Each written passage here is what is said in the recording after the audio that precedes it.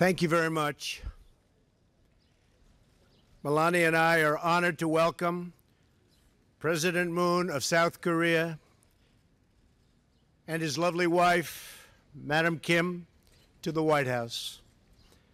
Mr. President, let me be the first to congratulate you on your election, tremendous election victory, and also the people of South Korea for providing such an incredible example of democracy for the world to see. It was very exciting, I must say, and congratulations. This morning, President Moon and Vice President Pence laid a wreath at the Korean War Veterans Memorial to commemorate the 67th anniversary of the Korean War. It was a beautiful ceremony. We will never forget that Americans and Koreans bravely fought and died together for a free Korea. To the Korean and American veterans of that war, great people, we are eternally grateful for your service and for your sacrifice. More than 6 decades after our partnership was forged in the fires of war, the alliance between the United States and South Korea is a cornerstone of peace and security in a very, very dangerous part of the world. The link between our countries, cemented in battle, is now also tied together by culture, commerce, and common values. Together we are facing the threat of the reckless and brutal regime in North Korea. The nuclear and ballistic missile programs of that regime require a determined response. The North Korean dictatorship has no regard for the safety and security of its people or its neighbors, and has no respect for human life, and that's been proven over and over again. Millions of North Korea's own citizens have suffered and starved to death, and the entire world just witnessed what the regime did to our wonderful Otto Warmbier. I thank President Moon for expressing his condolences on the travesty of Otto's death.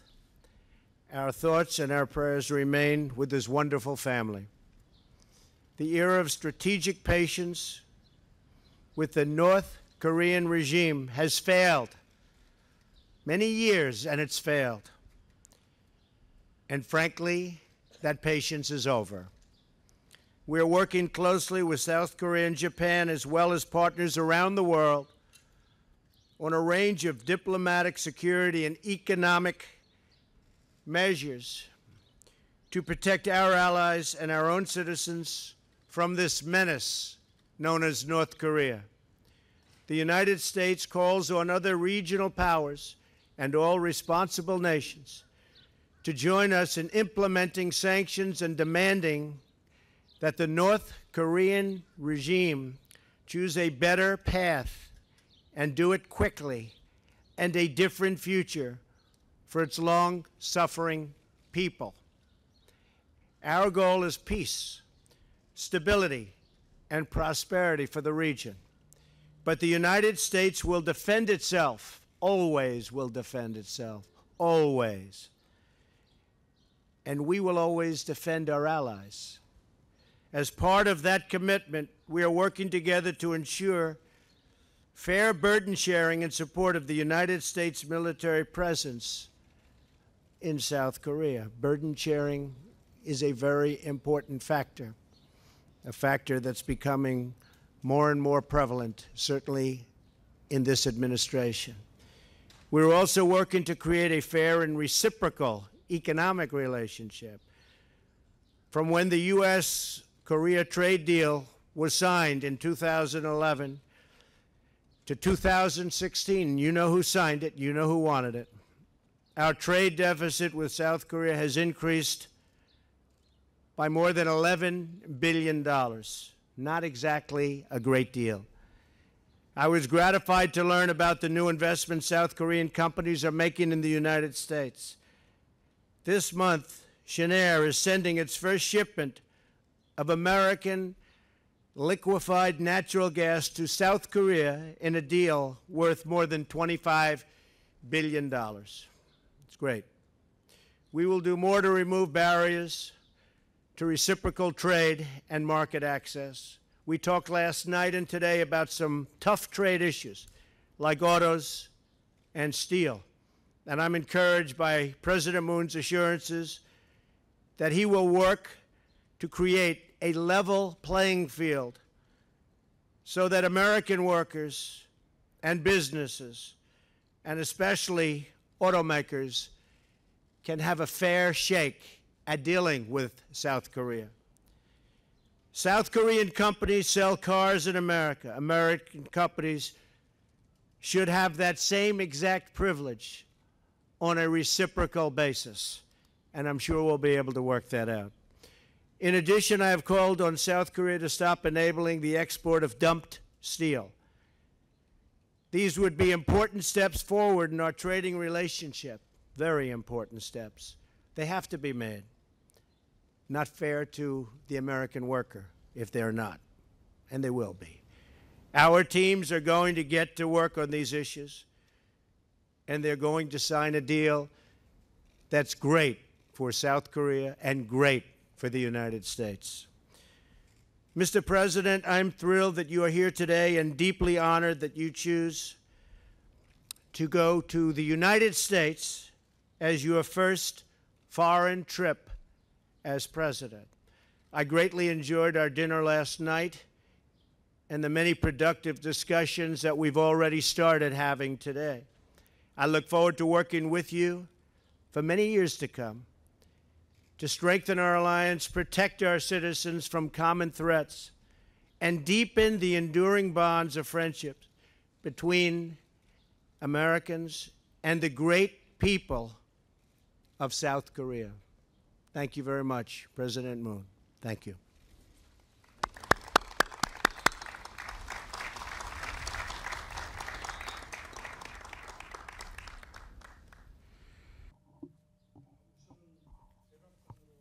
Let me begin by expressing my deep appreciation to President Trump for inviting me to the White House and extending me such a special welcome.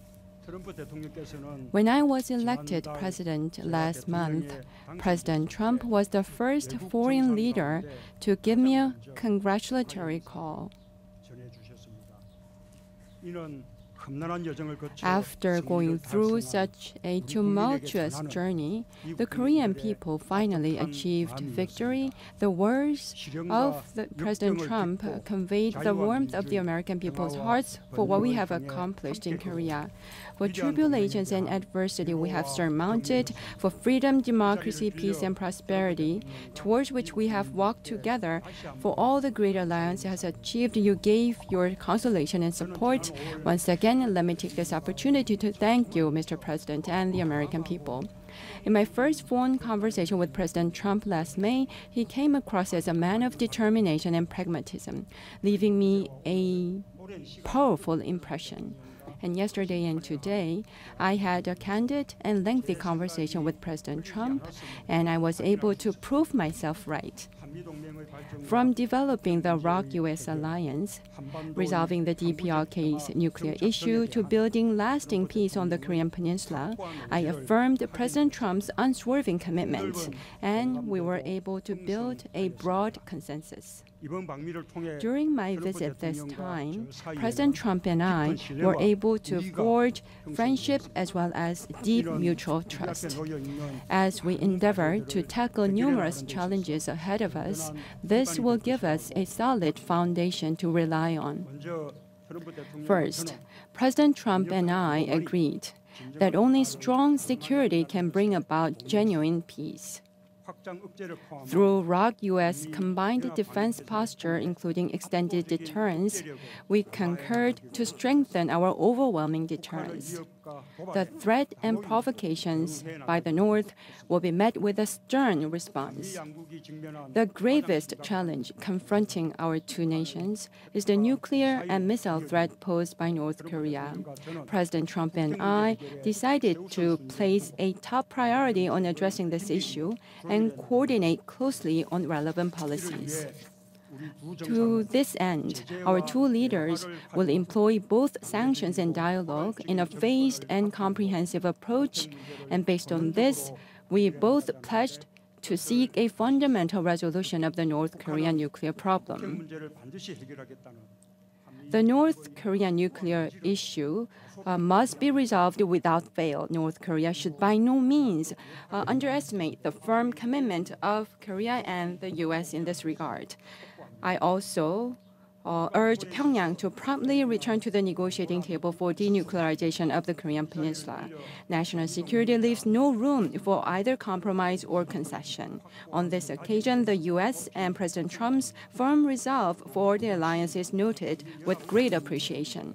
The Republic of Korea, for its part, will strive to strengthen ROK-US combined defense capabilities, while at the same time, by pursuing defense reform, build up its own capacity to defend itself. As we undertake these endeavors, bilateral cooperation in defense technologies, I hope, will gather further traction. Second, economic partnership between our countries forms an essential pillar for future-oriented development of the alliance. We both agreed on this view. Economic growth and job creation will be promoted to ensure our peoples enjoy greater mutual benefits through the collective efforts we committed to make. Third, as we fight against terrorism and other global challenges together, the ROK-US alliance, as agreed by ourselves, will be broadened and developed into global partnership. As we move forward, our two nations will work towards establishing high-level strategic consultation mechanisms in diverse areas of interest. To make it happen, concrete actions will be formulated in close consultation. I would like to take a moment to convey my heartfelt sympathy and condolences to the American people and the bereaved family grieving over the death of Mr. Won-byeol. The raison d'etre of a state is to defend its people.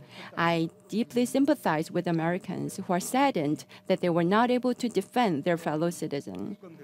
As a former human rights attorney myself, I am keenly aware of the significance of human rights as the universal value of humanity.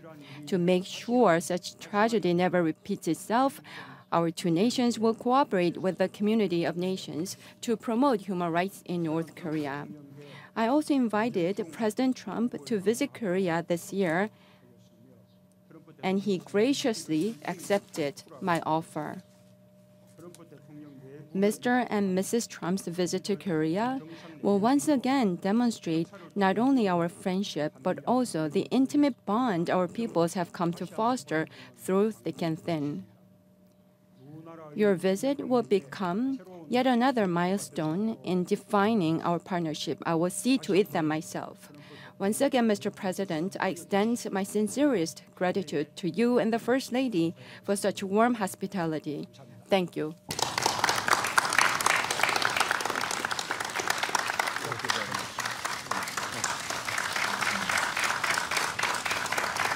Thank you, everybody. Thank you very much.